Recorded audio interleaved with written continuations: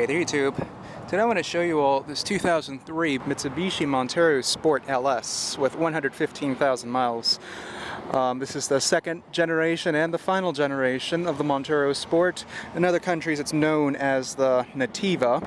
Here in the US market, the 2004 model was the final production year for the Montero Sport. The LS is the basic trim, also comes with the entry 3-liter V6 engine. XLS Unlimited models came with a 3.5-liter V6, which is the same engine from the Montero Limited, the larger version of the Montero. Some other countries, that one is called Caragata because it looks like a cat's face. But yeah, this one is 2-wheel drive.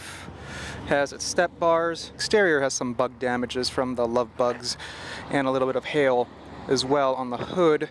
But aside from that, this is the best looking example I've seen in a long time. Most of these are destroyed. The Montero Sport saw a mild refresh within the interior and the exterior in 2000. From there on it looked pretty much identical. This truck rides on 255, 65 16s, rear drum brakes. You can see the chassis of this truck is rust-free, but it was obviously undercoated because it's peeling off. And another thing to note, these things were notorious smokers, especially in the 3-liter engine. The 3.5, it wasn't much of a smoker at all, but then it had a tendency of leaking oil in the back of the engine. I think the valve cover gaskets, or I don't remember what else it was.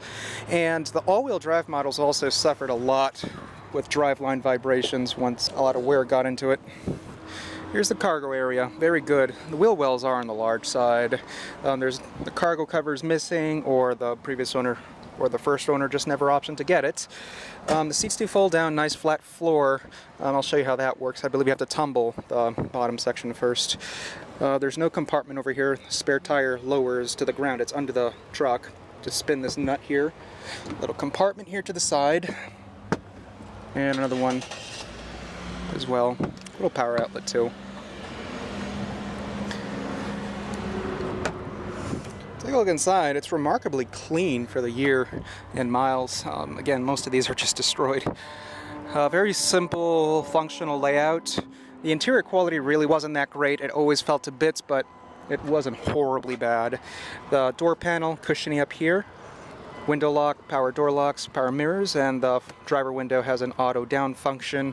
Everything here is a plastic finish. Previous owner was a smoker. You can just see how he just kind of burnt the edges here a little bit. Elevate the seat. You can see how it works just by moving this crank over here. To slide the seat back and forth, just lift this, and the backrest lumbar support is up here. And we have the key fob, lock, unlock. That's about it. There's no panic function. Maybe if you hold down the lock button, you may be able to get the panic going. I'm not sure. I'm not going to find out.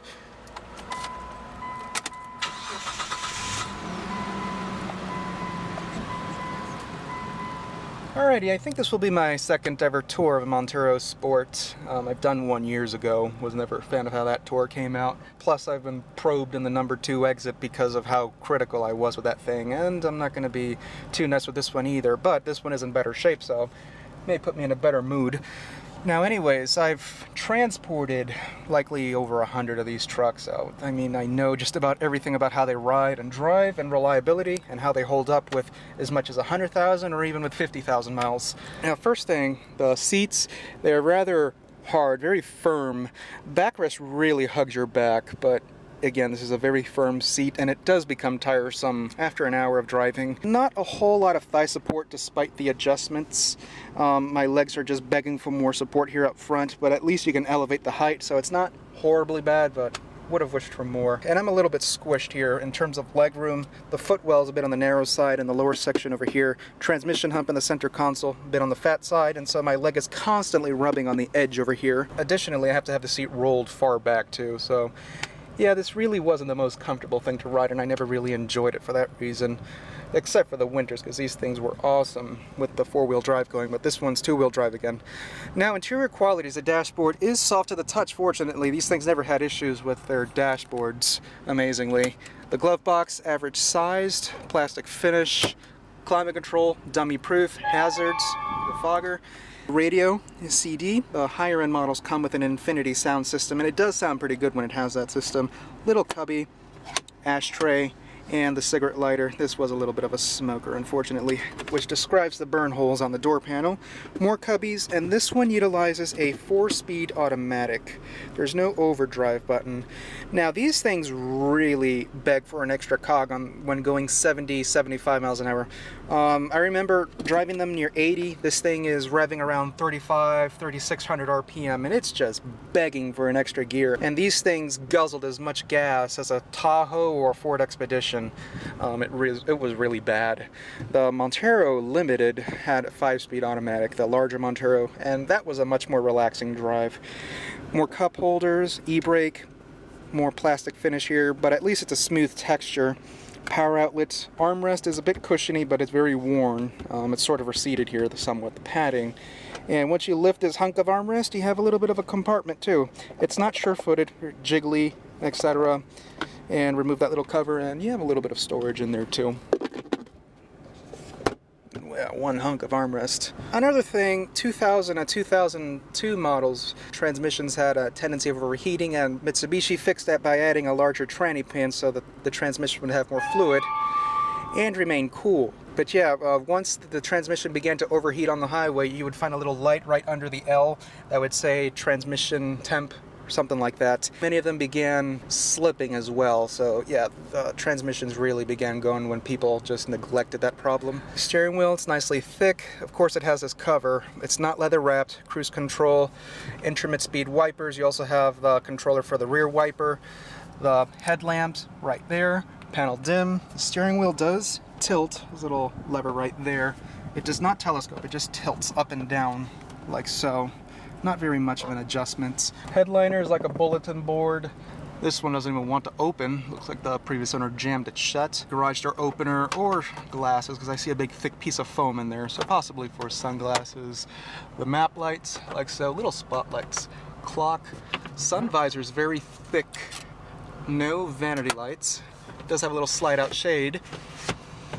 I think this one is burning oil. I can just feel the scent of burning oil coming in here. So this one has a valve cover gasket leak. I'll see if it's smoking up front under the hood in a moment. And the sun visor in the driver's side, only a mirror, no vanity lights. Oh shit, handles. They're not damp, they just slap right back up. And the back seat really wasn't that big of a deal, but before I get to that, materials, identicals up front, ashtray down below. There is a center armrest, fortunately, dual cup holders, and in order to fold these seats, pull over here, then you could fold the seat, but you're gonna have to remove the headrest, and that's a little bit of effort that I'm not gonna bother doing, but you guys get the idea. And yeah, you would have a nice flat floor otherwise. A little better view of the front seats. Thigh support sucks because the seat is so low to the ground, so my legs are up in the air here. As a rear passenger, this really wouldn't be the place I'd want to be in, especially if the driver is 6'1", like me. Yeah, my legs are just cramming in the backrest over here. 3-liter single overhead cam V6, 165 horsepower and 186 foot-pounds of torque. Not really a whole lot of power, it's just about average those days, but 4 cylinders nowadays that make more power than this, than even torque. Yeah, you can definitely see where the valve cover's leaking right there. The smoke is just poofing right out, leaking on the exhaust manifold. A whole lot right there.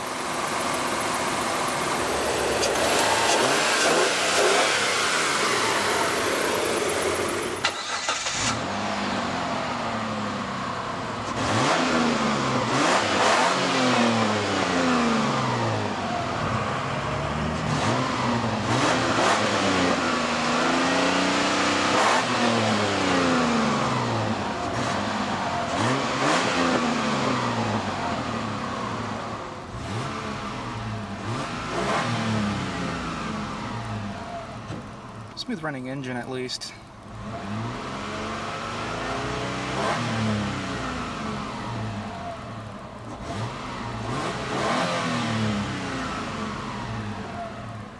Door closed.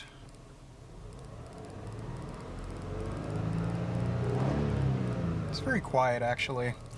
Very trucky sounding. Driving this truck at 80 miles an hour, truck will be revving that high. That will be very annoying. Anyways, YouTube, just wanted to give you all a closer look at this Montero Sport LS. Oh, didn't even notice that oh shit handle being broken. Fortunately, I found a rather clean example to show you all again. Barely show up anymore. When they do, they're usually falling apart. But anyways, guys, thanks for watching, and I hope you all enjoyed this tour.